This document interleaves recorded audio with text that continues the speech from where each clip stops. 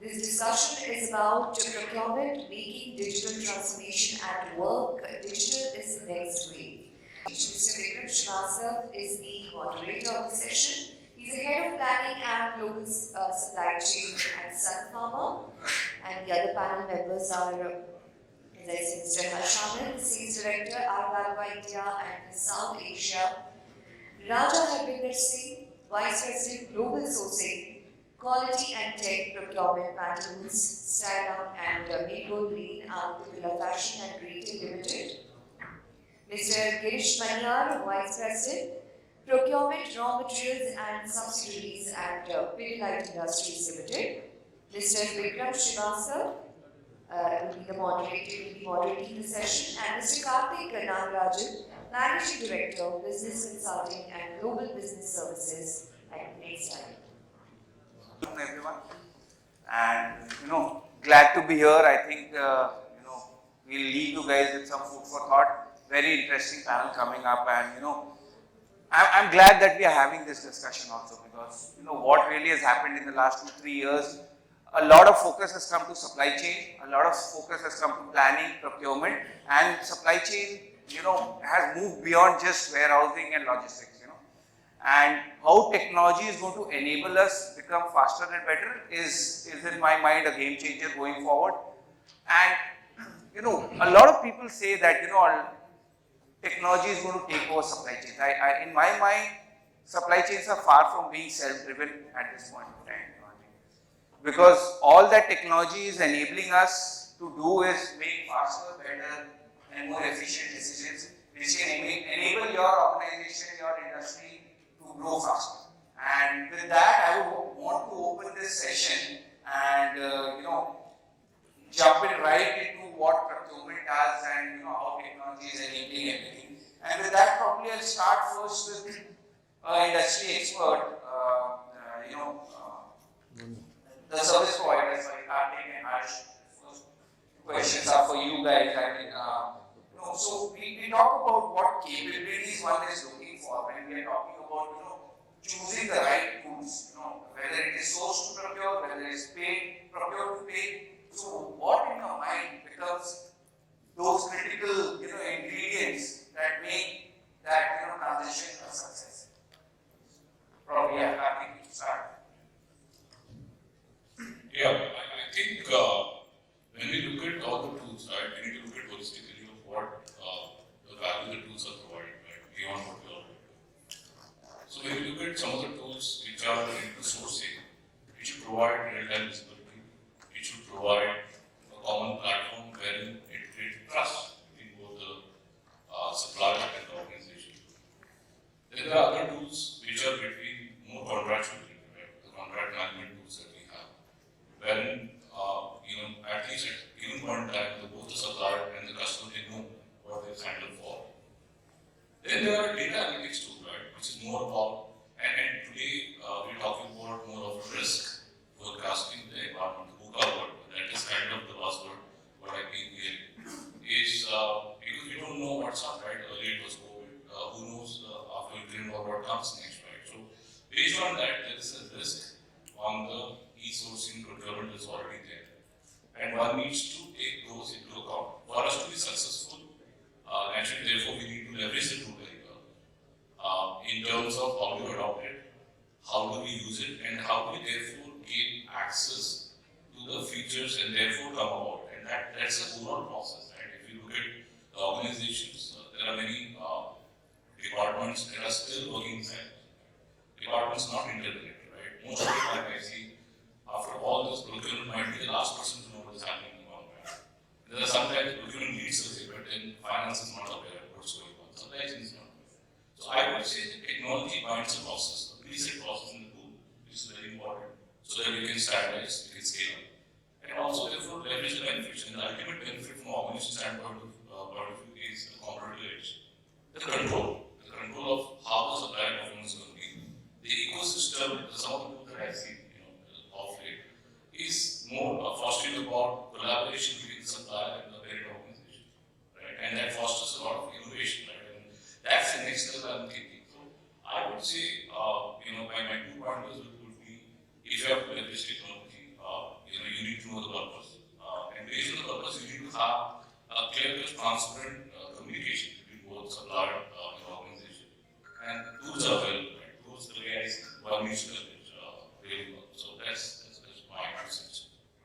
Great insights.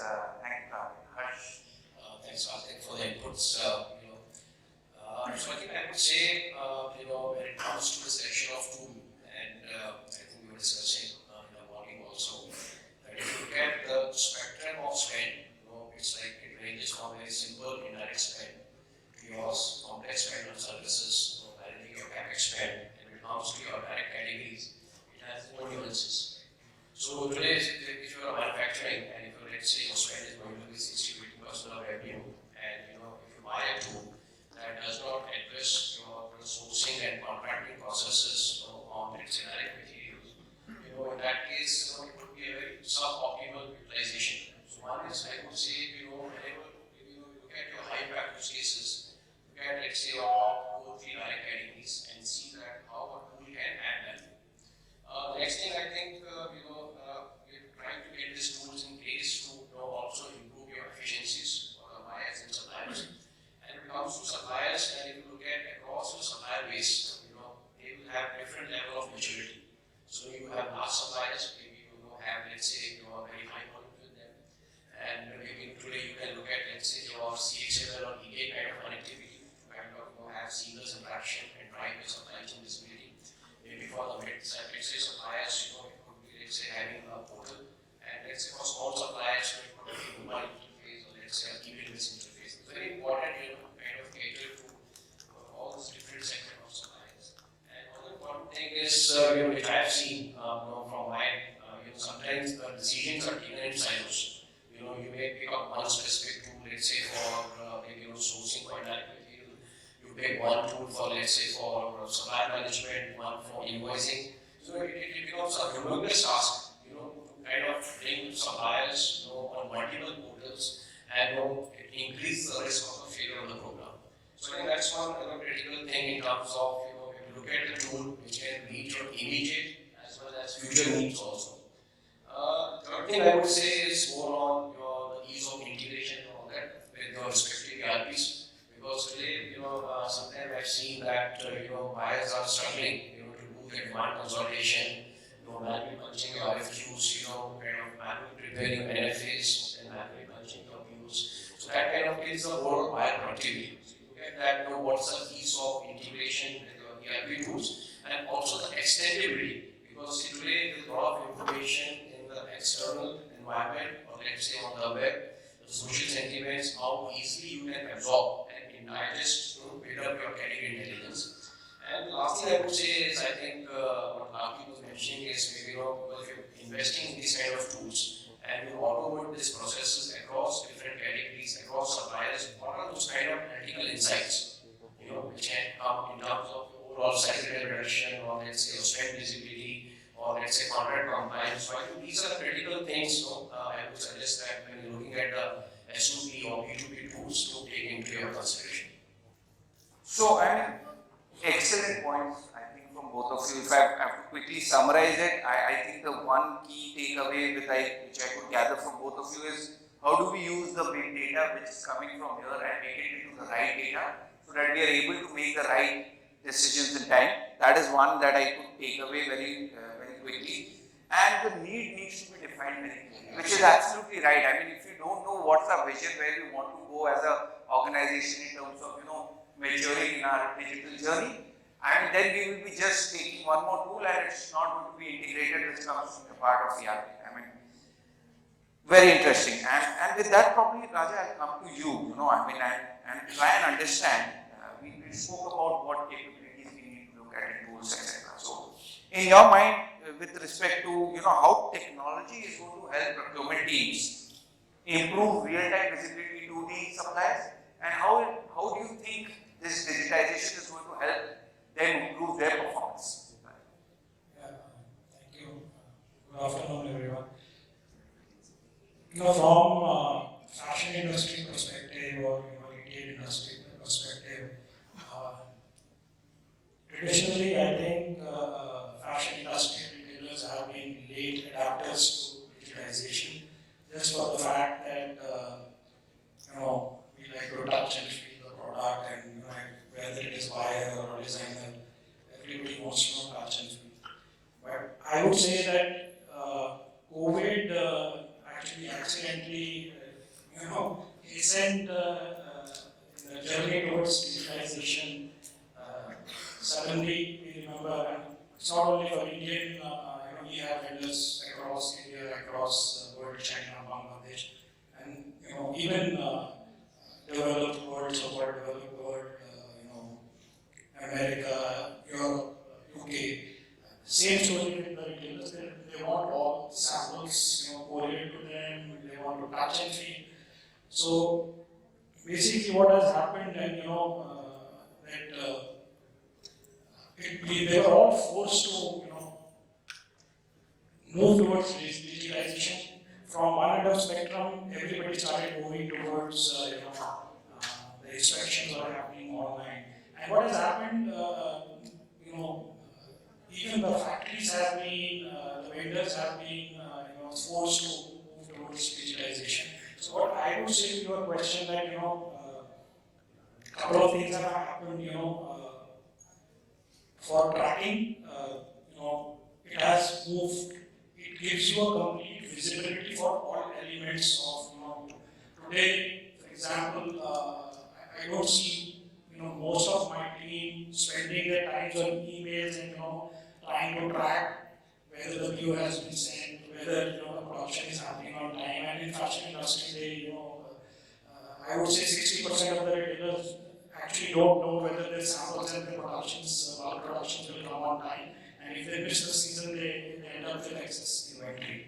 So, digitization technology, for example, RFID technology for logistical tracking and for shrinkage control. PLM integration of vendors. Today, retailers are able to, actually move away from email. Today, if I want to see what is the situation of my material, when the material is coming in. Today, you go on our PLM solution and actually have a complete end-to-end view of what is happening there. And then also, I would say, when I say technology, I'm alluding to digitalization, process. And today, for example, we are able to use analytical tools. I can do my complete capacity planning digitally. We look at our vendor scorecards and see how we can place our business with specific vendors. So all of that, the technology has really helped. And today, I would say probably it has also led to sustainability. Probably we'll touch this later in the discussion, but it has actually helped specifically fashion industry a lot. And I think I would say it has brought in agility. Lead times have dropped down from I would say from 16 weeks to as low as 8 weeks, 10 weeks. Cut the time. Because today I can do a digital sample in 1 day instead of 3 weeks of doing a digital sample. 3D mapping, 3D today vendors are able to connect on the PLM tool and put all the new fabric developments on it. No need to touch and feel. There is enough technology there where they can actually show the complete new developments. We are moving towards a digital mill week where earlier it was all virtual. It was all the big kids coming to our offices and presenting it. Today we are moving towards a virtual week. Just one example, if today if you are wearing a Louis Philippe shirt or a Madura shirt, we have completely moved away from the digital, from creating actual samples. Now it is all virtual. And just to tell you that you may buy one shirt or one garment. To create that one garment, actually there are 10 samples made, and the adoption rate is only 20% of what we create. So in that sense, technology has really transformed the retail and fashion industry. No, very interesting, Raja, and I have to concur with you. It's a lot to do with mindset. You were talking about earlier the touch and feel. Now, I mean, with technology and COVID also pushing us to isolation, we have innovated. in terms of how we are doing business, and even for farm industry, I mean, a simple thing like work from home, I mean, technology enabled that, and though it was there for about 10 years before even COVID hit us, but that pushed us to that, accelerate and use that new technology so that we can make our works easier. And with that, Harsh, I would also want to touch with you on probably the same line. He talked about halving the, lead times and, doing so quickly. I mean, but from a, service provider, from a, coming from a function where you're providing these tools to different industries, do you think this visibility end-to-end, information flow to customers, is it really a game changer, or is it just there, I mean, and we are not using it completely? Well, that's a good question. So I will give you two perspectives. So one is, I would say, more from the player perspective. When you're launching your new products and all that, and today if you look at the PLM tools provide you a lot of capabilities on the design automation, which you can run your simulations much faster. Definitely, I think the examples what Raja was giving, that will definitely bring your the lead time to launch. But let's say if you look at more from the procurement perspective, so let's example of maybe sourcing as a process, and if you're looking at your PR to PO process. So definitely, if you have a kind of a very integrated sourcing process, where let's say your PRs are coming from ERP, buyers with one click can do a demand consultation. With one click you just generate your RFQ, all your approved suppliers get populated. And once the quote gets published, you're doing a multiple rounds of negotiations. With one single click, you get your quote competitive summary across multiple rounds, not just your commercial, but also the technical summary. And the amount of time you spend preparing NFA, you can digitize your NFA process and get your approvals. This is a tremendous saving. Typically, what we have seen is, maybe if you look at your cycle time, this kind of digitization, you can easily reduce your cycle time by 30 to 50%. If I take one more example from one of our customers in consumer appliances, and for them, if you look at the product life cycle is short, and they keep on coming with your new design, new launches. So every time they launch a new product, and so they have to share the drawings with the suppliers, get your quotations, do the roll-up of material, see the difference between your forecasted cost and targeted cost. So there, if you look at integration of, let's say, a sourcing kind of a tool with a PL application, all your drawings get populated, your bill of materials, the costing work getting populated. So that customer was able to, looking at the sourcing cycle time, which was like 40 to 50 days, they were able to cut by half. So definitely, I see there is a kind of a significant improvement one can drive by these kind of business initiatives. You want to add something? See, basically, the other aspect also, right, when you look at the tools, what it also is, which earlier is, so when you get a visibility, you also demand as a customer about not the lead times, right? That is obviously a very important part, the quality aspect, right? You really demand that, I'm not going to compromise, and look at the India ecosystem, it's not really, 20 years back, as a customer, we never actually would even think about the word quality. Whatever we got, that is supposed to be, you have to be happy with that. Now, one of the days, and the visibility started creating this aspect on quality, on timelines, right, in terms of the lead times, of inventory, etc. So that's one aspect. The second aspect, I believe what technology has also done, like I really mentioned, is in terms of future planning, it's very, very important how to plan for the future, right? Now, there is something that is in the control, right? You can say, okay, but who planned to go? Nobody could. But there are some organizations who leverage technology, leverage their data, and they will still continue to kind of continue the services. There is no shortage, right? Why? You just rightly mentioned work from home, but how did work from home happen? Right? Just imagine if the bandwidth doesn't even work, right? No item, no work. How do you operate? If there is no Zoom, there is no Teams, what are you going to do? So there are some continuity resilience that was built, even from the procurement process. Right? That worked very well, right? Even from all the medicines that are procured to day-to-day groceries, etc. So I would say this creates the visibility, and therefore it prepares you better to plan for the future. Absolutely. That's what I thought. No, very interesting. Yeah, sorry. No, I think they've touched on very valid points. I just want to add today, the procurement teams or sourcing teams, apart from the functional aspects, I personally see that, there is a huge possibility of adding, data scientists, people who have, who have the experience of analyzing and doing analytics. If I give you the example of the most successful, fashion brand today, there is a company, most valued brand called 𝗪, and it's a Chinese brand. In less than 4 years, they have been now valued at $100 billion, more than Amazon, more than Inditex Group or H&M or any brand put together. And they don't have any functional experts, they don't have any sourcing experts, or they don't have any textile experts as such. The company is run by a SEO guy, digital, who's a big site. All they do is they go on Google Trends, see what are the biggest trends they do.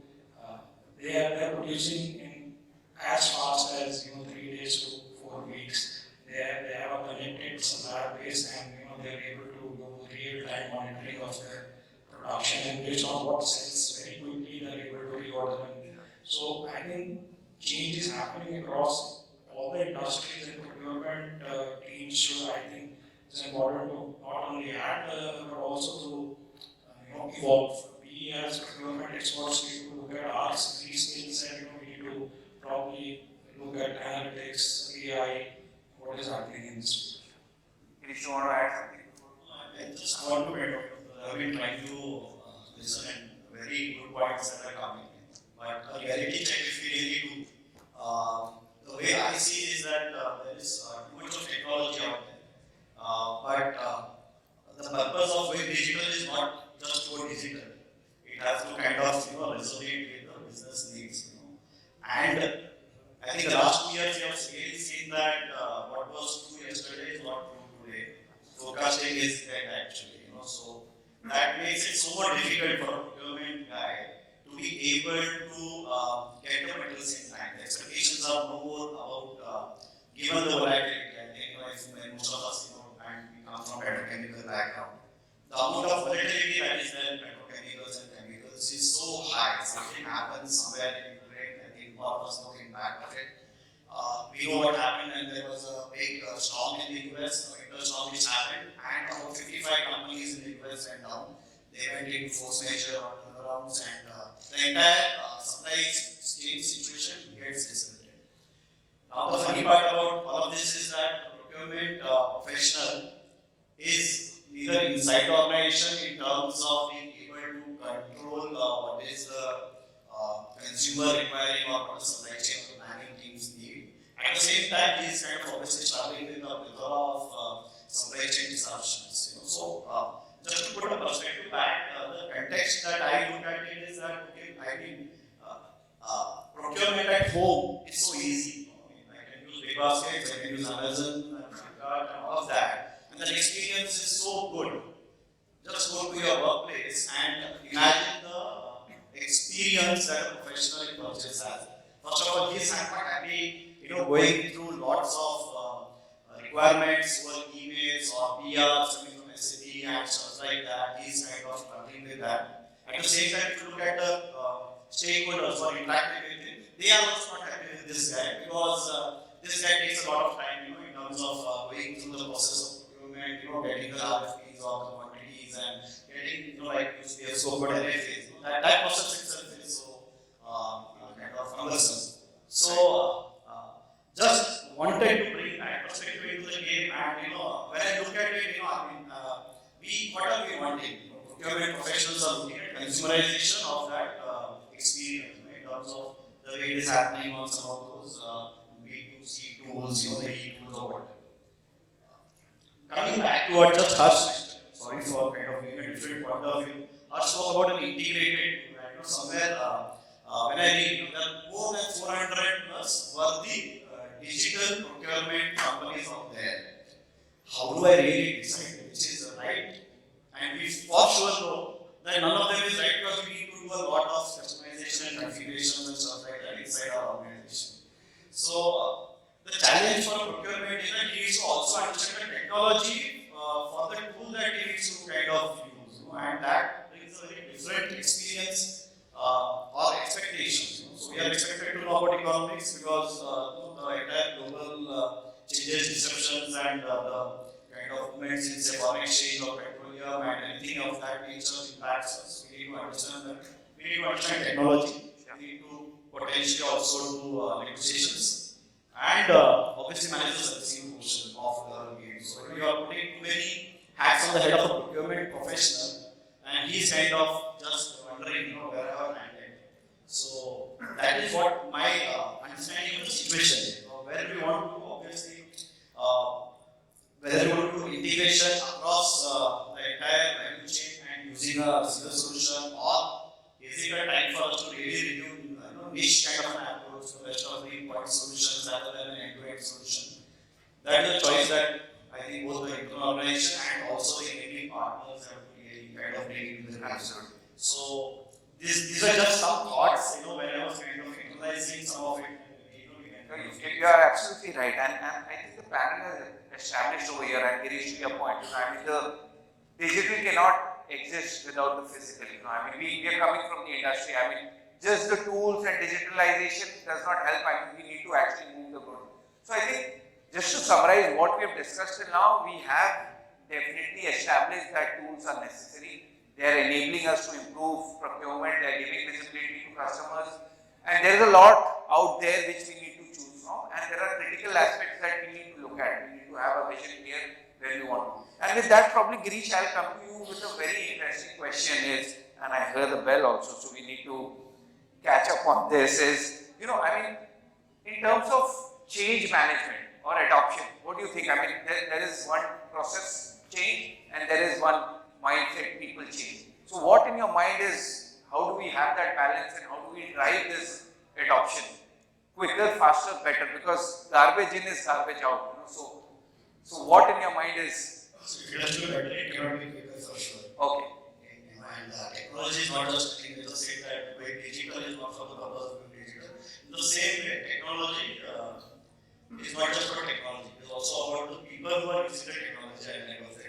And the people who are at various levels of maturity and technology adoption. Maybe the senior most people may not be as adept.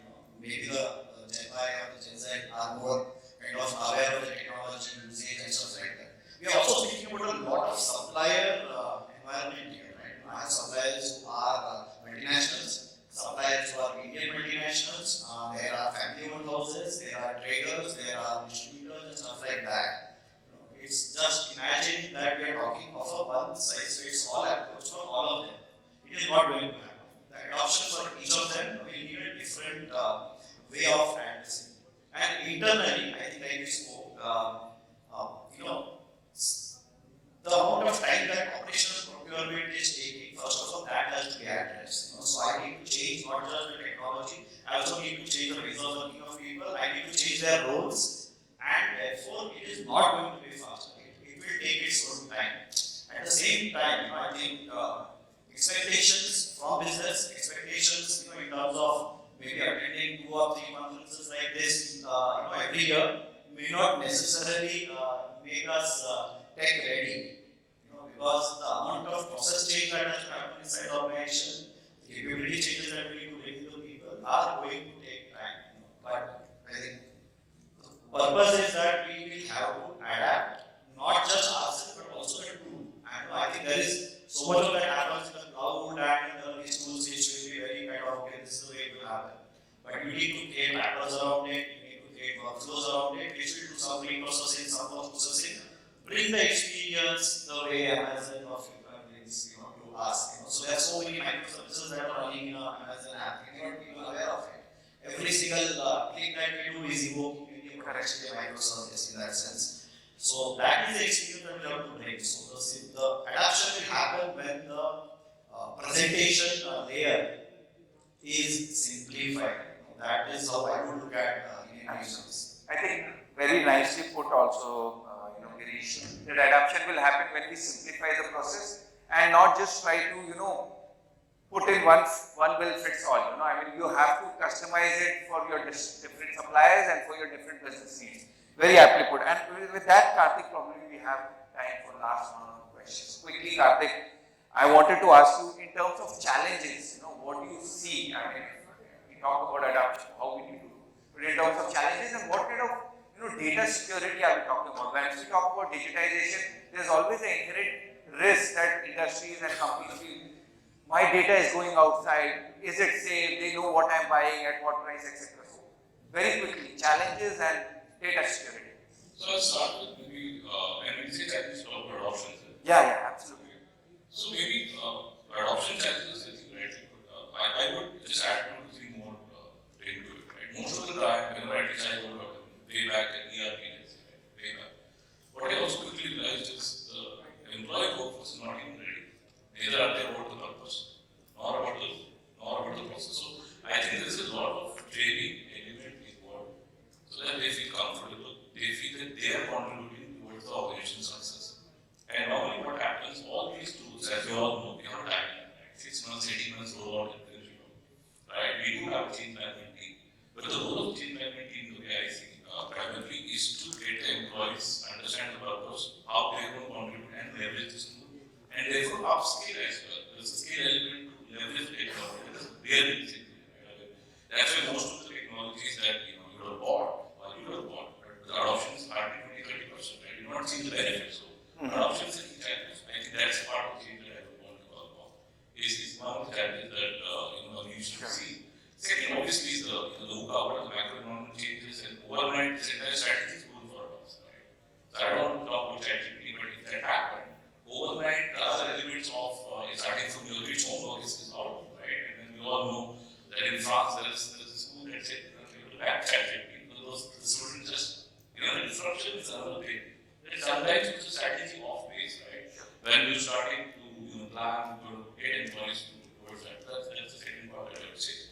Coming to the risk element of the data, right? This is a very critical part. Let's put it together, right?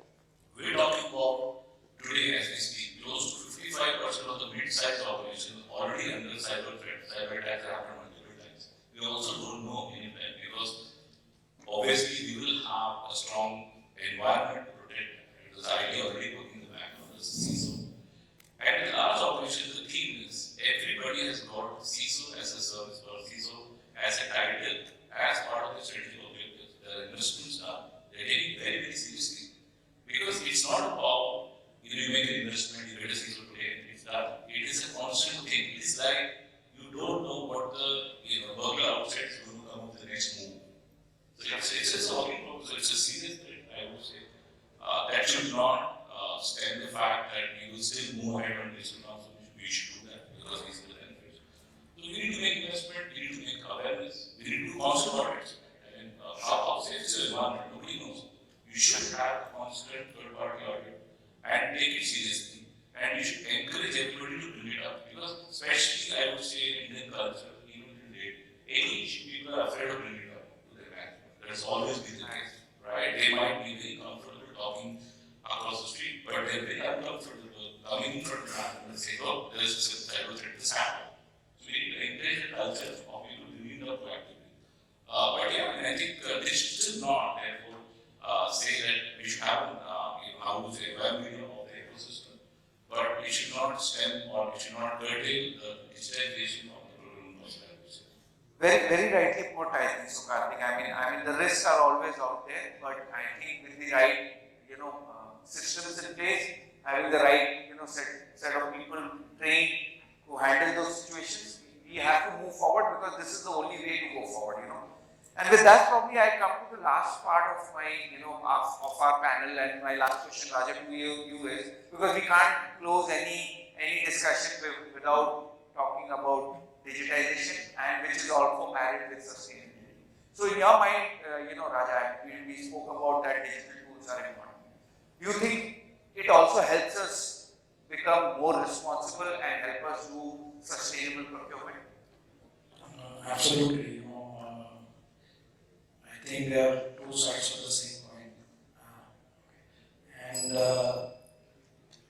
think that bringing the wealth, I'll make it very quickly. I take just one more minute. I think I come from fashion industry, which is probably responsible for towards 10% of carbon emissions.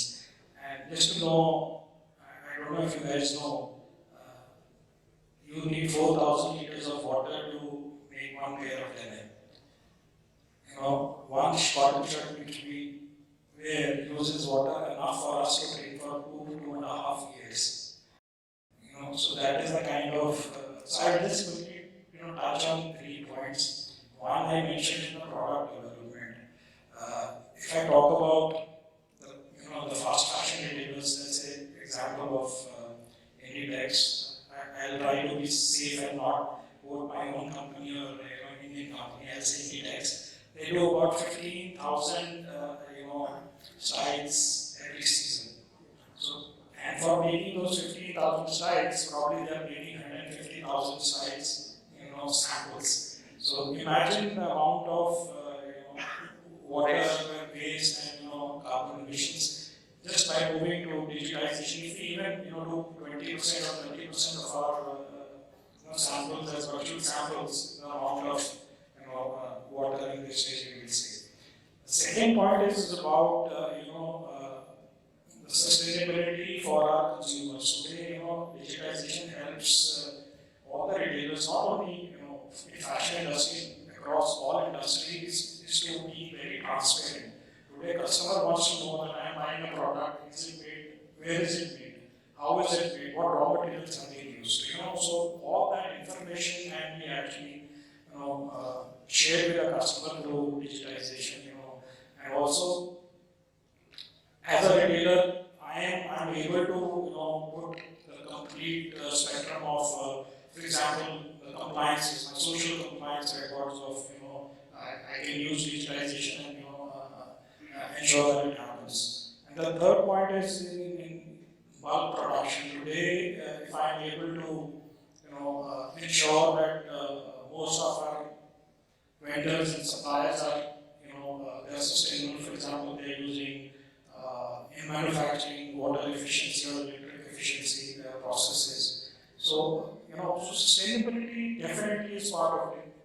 I would say it's you can like you said, two sides of the same coin. So I think that is the biggest gain. Sustainability probably is the biggest gainer, due to the digital transformation in the industry. Absolutely. So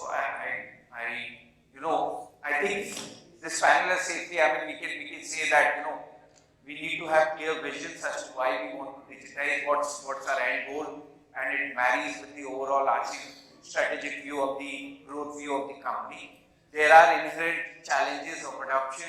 There are risks involved, but I think we have established probably during the last 40-45 minutes that this is the only way forward, and it is going to enable us to grow, better and in a more sustainable way. And with that, I would want to conclude this, panel over here. I don't know if we have time for any questions, but we are happy to take them outside. If we don't